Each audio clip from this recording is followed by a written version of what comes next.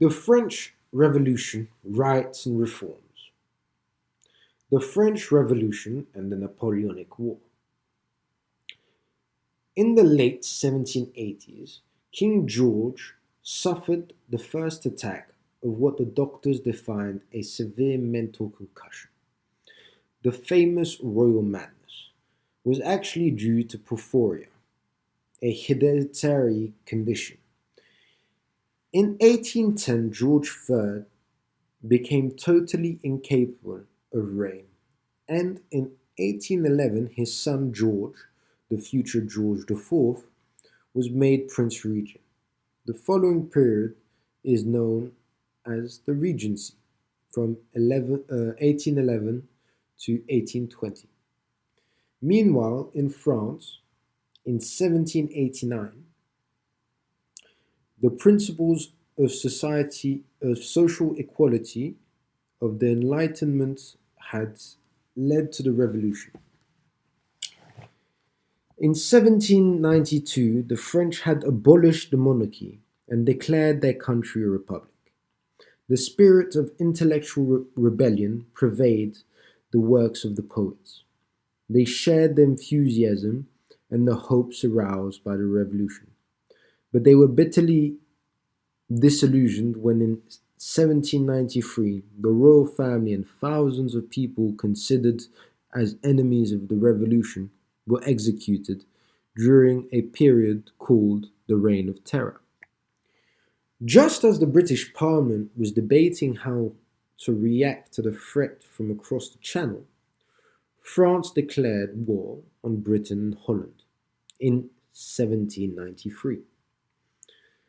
The French had a weak navy but proved unbeatable on land. But of their success was due to the skill of a general named Napoleon Bonaparte. By 1797, he had defeated much of Europe and was effectively ruling France as a military dictator. However, Napoleon's victories in Europe were balanced by the British supremacy at sea.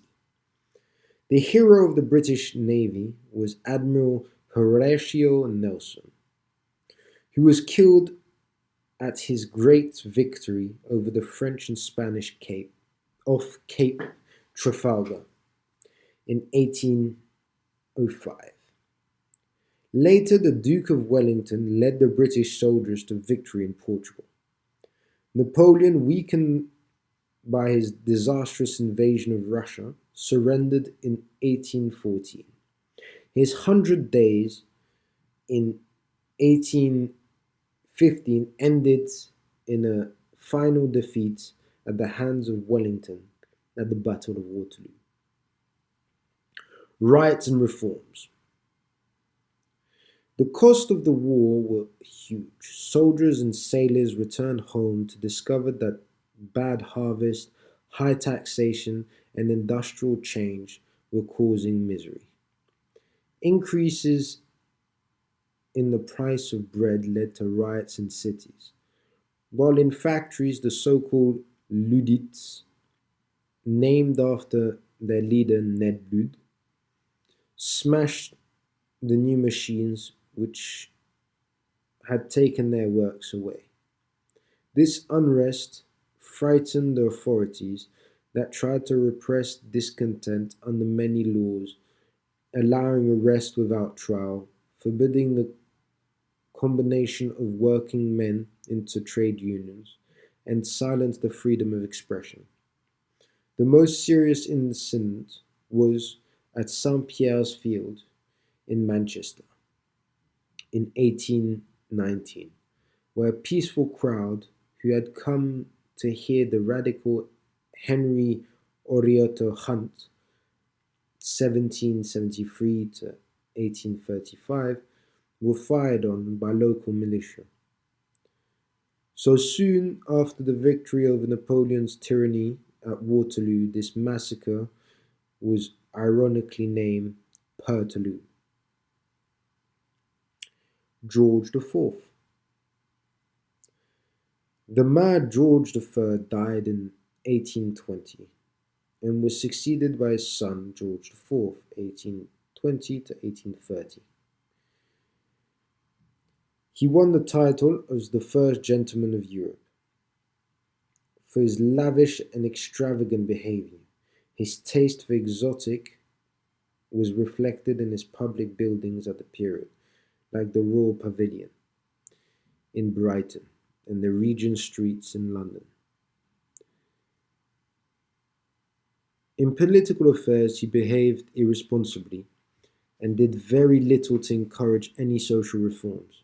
However, concessions indicate of a new political awareness were made towards the end of 1820s.